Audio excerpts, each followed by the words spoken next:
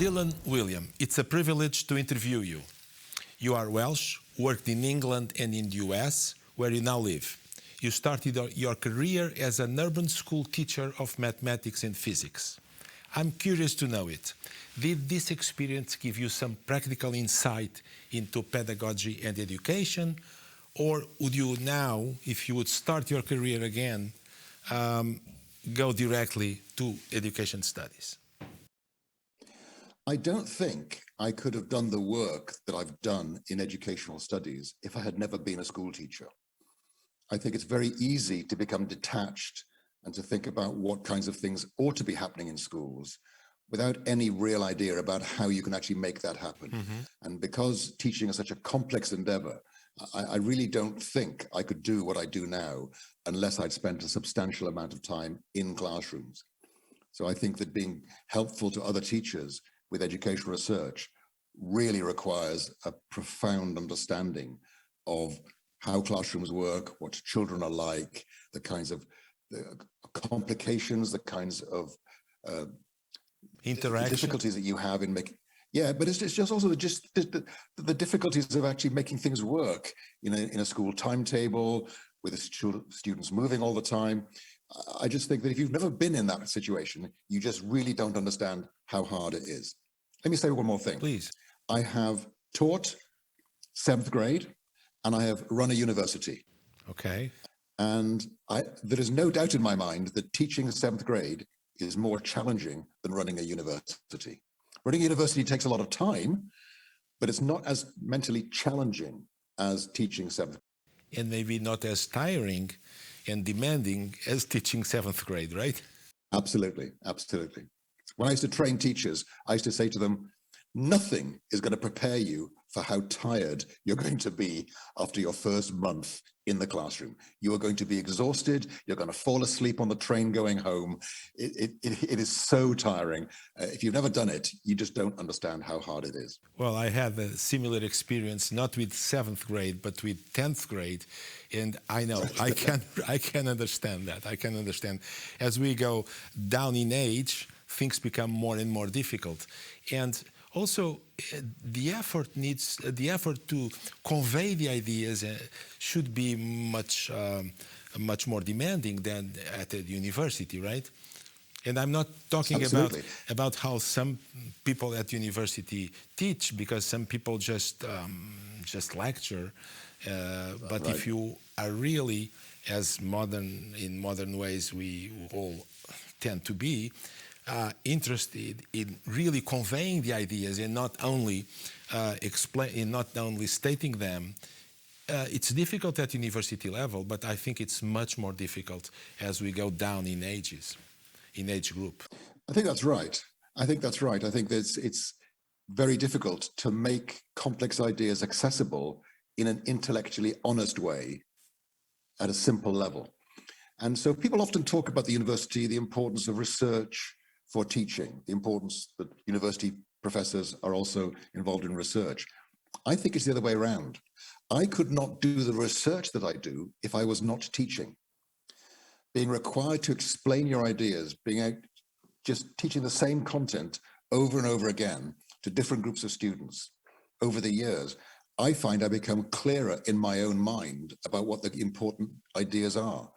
So for me, my research is driven by my teaching, that desire to make the ideas clearer and more accessible. It's much harder communicating to lay people than it is communicating to experts, because we use a jargon that we often don't examine. But when you're talking to people who don't share the jargon, you have to be really clear about what the big ideas are. And that's why I couldn't research if I didn't teach. And you have done a lot of research. You have written so many books, most of which are about formative assessment. So maybe we could start from this, and could you explain briefly for someone who doesn't know exactly what you mean by this, what is formative assessment? Put simply, the idea behind formative assessment is that we think of the decisions that teachers make every day in the classroom as an evidence gathering and interpreting process. So every teacher will know the experience of having to make a decision. Do I explain this one more time, or can I move on to the next page? Teachers do that all the time. They often ask the class a question. Maybe some students raise their hands. The teacher asks that student for a response. And if the student gives the correct response, the teacher says, good, and moves on. So that teacher is making a decision about the learning needs of 30 or more students based on the responses of one student, which can't be a smart thing to do.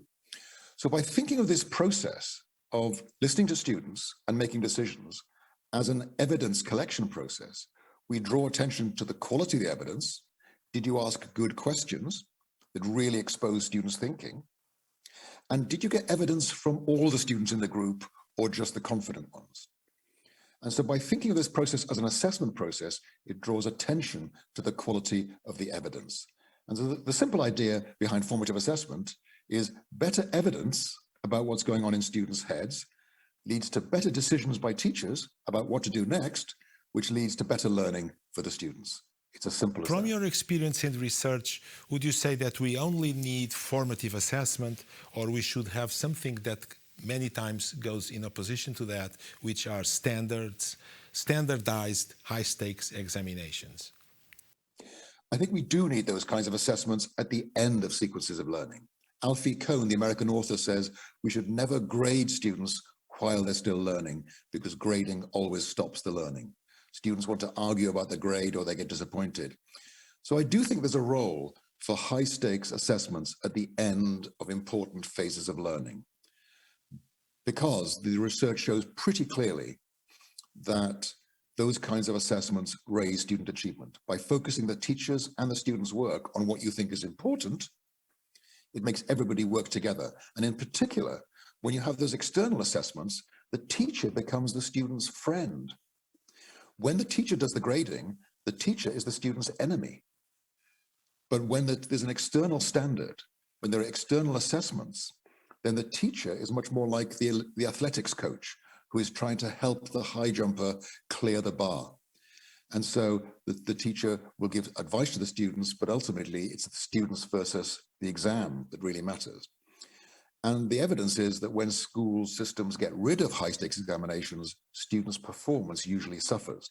So there's no doubt that external high-stakes assessments can be helpful. So the challenge, I think, is to come up with assessment systems that are extensive. They assess all the things that we think are important. In language, for example, we should be assessing speaking and listening as well as reading and writing. They should be distributed. We don't just collect all the information at the end, but we collect information as we go. It should be manageable so that teachers don't spend all their time grading for this purpose. It needs to be trusted by stakeholders as well.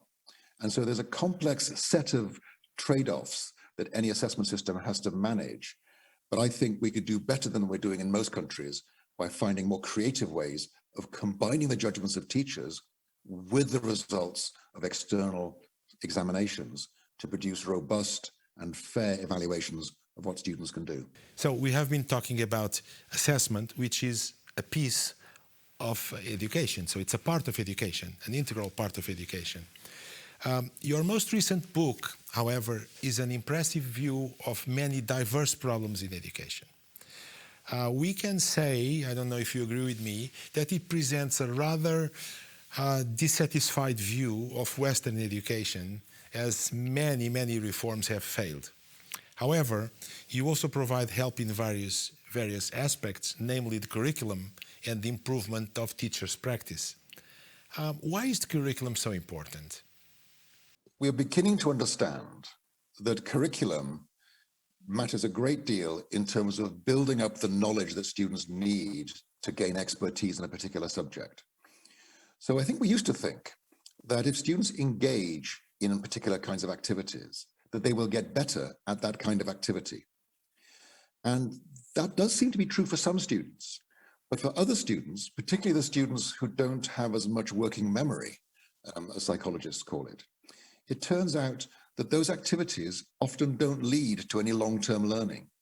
They need much more careful step-by-step guidance in building up the knowledge structures that they will need to become expert. And that's what a good curriculum does. A good curriculum builds up expertise in the students step by step.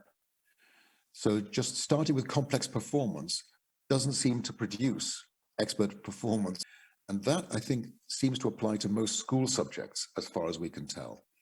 The research is fairly clear in this, that in many areas of the school curriculum, many students, if not most students, would be better off with carefully sequenced step-by-step instructions.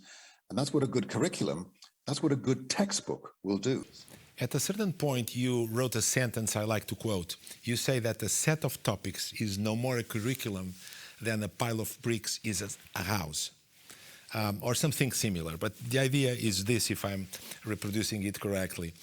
Could you explain a little bit better what you mean? You are talking about the need for a curriculum to set up goals, and I completely understand that. So if we have goals, even if we have activities, the activities should lead to the understanding of a certain concept or a certain idea or a certain theory. So goals are necessary. But you also say that the curriculum should be well-structured and progressive. Can you explain that, please? Well, it might be easiest if I explain the exact opposite idea. If you think that curriculum sequencing doesn't matter, you can take all the things the students are going to do over the next year and teach it to them in any sequence at all. You're saying that sequence doesn't matter, it just matters that the activities are engaging. And that would be true if all we were interested in is entertaining and occupying our students. But if we want to build knowledge, it turns out that some sequences of teaching are more effective than others. Let me give you a simple example. In many Western countries, when we're teaching the areas of polygons, we start with the triangle, or we start with probably the rectangle, and then we go on to the triangle, and then we go on to the parallelogram. In Japan, they do it a different way. They start with rectangles, and then they do the parallelogram, because you can actually transform a parallelogram into a rectangle. And then you can do the triangle. And the reason this is so important is this. If you teach the triangle first, you can only get the formula for right-angled triangles, because you can only make a triangle into rectangles by taking two right-angled triangles and putting them together. If you've taught the area of a parallelogram, any two triangles can be fitted together to make a parallelogram. So the reason for the formula becomes clearer. So by teaching rectangle, parallelogram, triangle, the cognitive demands on the students are reduced because the situation is simpler. And it's those kinds of atomistic, very fine-grained details that make the difference between a good curriculum and a bad curriculum. People have spent time thinking these things through. And my claim is simply, most teachers haven't got the expertise or the time to figure this out for themselves.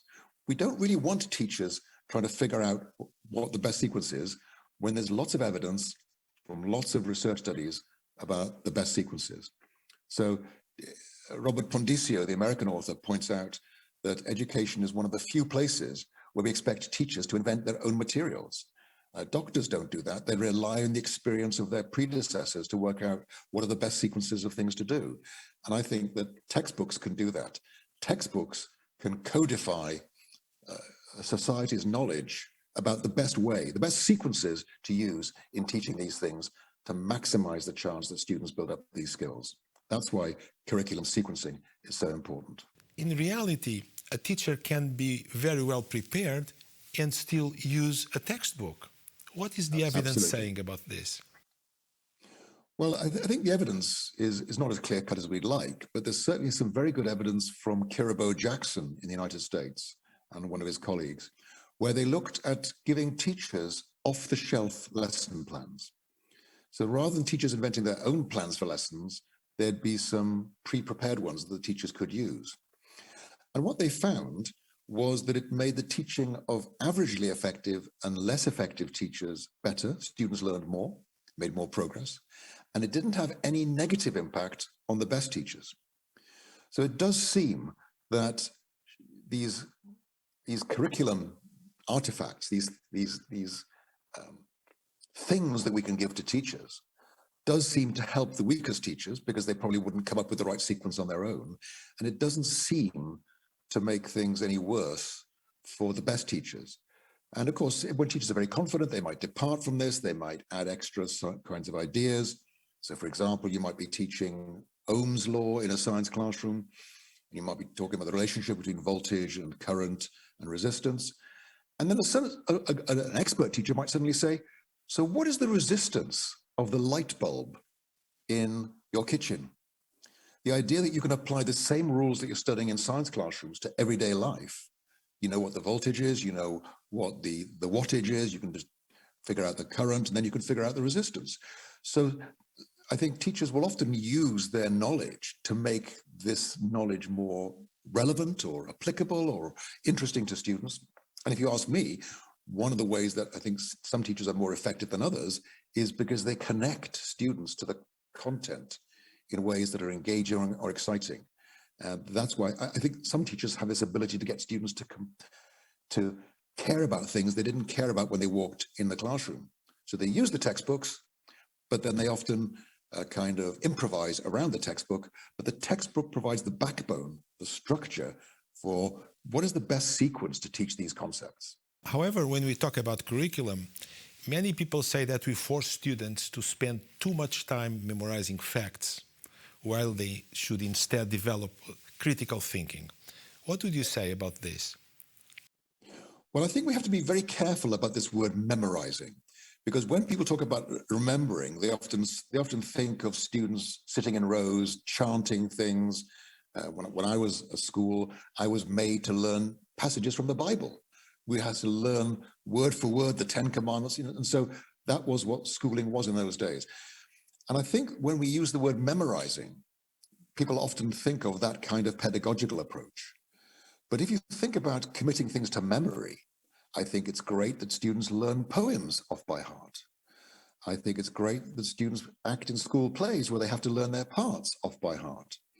So I think it's very easy to think that memory is about memorizing. And I think that's not a good way of thinking about memory, right?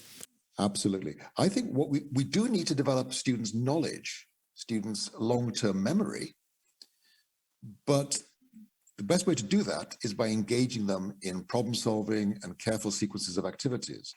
And I think it's really important to understand that that's what makes people expert. Experts aren't sharper in thinking. They have more things to think with. So as John Sweller, the Australian psychologist, says, novices have to use thinking skills, experts use knowledge. And critical thinking is a very good example of this. We often assume that critical thinking is a skill. If you ask historians and ask mathematicians, what is critical thinking? They will say things that sound very similar. And so it's tempting to believe that critical thinking is the same thing in history and in mathematics. But we know that it's not. We know that no amount of training students to think critically in history has any impact on how good they are at thinking critically in mathematics. So critical thinking is not one skill. It is many different skills with superficial similarities. And I'm very struck by the fact that historians, eminent historians, professors of history, when they're asked questions about a period of time that is not their expertise, they say, not my period. They're good at historical thinking, but they don't know enough about that particular period to actually say what's really going on. And they know enough. That's a really... And they know enough about history to be cautious about their conclusions, right? Exactly, because they don't know what was really going on, the motives of the people involved, what those words meant at that time. And so we keep on coming across these examples, and some of them are anecdotal. But I think that the evidence is that trying to teach these processes like critical thinking, like creativity, as generic processes have been pretty unsuccessful. And when we try to do it in a subject-specific way, it's more successful. So I think that would be at least a plausible evidence base for the conclusions I just drew. A teacher asks a student, when was the Treaty of London signed? And one student says 1604. And the other student says, I don't know, but it must have been early in the 17th century, because by 1608, there was a permanent settlement in Jamestown, Virginia. And previous settlements had failed because supplies from England had been disrupted in their journey across the Atlantic by the Spanish Armada that had been defeated in 1588, but was still a threat to shipping. And so what I like about that example is One student knew the factual answer, 1604. The second student didn't know what the exact date was, but it knew it must have been before 1608, and more importantly, understood why that date was important in terms of fitting into a whole range of other historical events. And so it's those connections between the facts, how they fit together to produce a coherent picture, that is more important than the facts themselves. That's why facts are important. On their own, they're useless, but connected, they enable us to think very powerfully in a range of different disciplines. So when we are talking about memory, we are talking about memory in this sense, not about disconnected facts, but about the whole package, the theory, the facts, the relationship between the facts, everything, all this schema. So we are talking about students, and we are always talking about students and students' future. So, but many people say that we don't know now what jobs will the future bring. So we should be more concerned with social skills and practical training than with general preparation. Would you agree with this idea? Partly. So I would agree that we need to work on social skills. I think there is evidence from people like David Deming in the US that shows that social skills are becoming increasingly important, especially when combined with high-level mathematical skills, for example. So just being the antisocial mathematician is no longer useful, because all the problems that could be solved by single people working alone have probably been solved. In the future, the problems will need teams of people bringing multiple disciplinary perspectives to bear.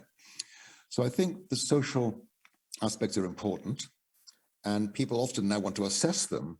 The difficulty is that those skills are impossible to assess fairly. The danger is if we try to predict the future, if we try to predict which specific disciplinary skills are needed, we're likely to be wrong. And that's why I think that particularly in primary school and maybe lower secondary school, we should be giving our students a broad and balanced curriculum, exposing them to things that our society has invented. Yes, maths, yes, reading and writing, yes, science, but also art and music and dance and drama, partly because they're sources of personal fulfillment into adulthood, but also because that could be where the new jobs come from. We don't know where those new jobs are coming from, and therefore we're gambling with our students' future if we restrict by trying to pick favorites and say, this is what we need to be doing. I think the old traditional curriculum of school subjects has stood up well for several hundred years. I think it's very presumptuous to think that this is not the best way forward, because if students have a sound foundation in different disciplines, then they can actually use that knowledge wisely in taking their thinking forward and gaining new learning. The one thing I would say that's slightly different from what I would have said probably 20 years ago, we do need students to be proficient in mathematics and reading and writing and things like that. But if we do that by alienating our students so they no longer enjoy learning, we will have failed them. Because it's now clear you cannot learn by the age of 18 everything that you will need for the rest of your life. If I understand well what you are saying that knowledge matters, but the will to get more knowledge also matters. And we should impart love for knowledge to our students, but that's impossible to do without knowledge. So we have to teach classical subjects, mathematics, English, literature, Portuguese, also arts, and also get our students involved into making themselves better learners. Absolutely. Dylan, Wiliam, it was a pleasure to interview you. It was a great pleasure and a privilege.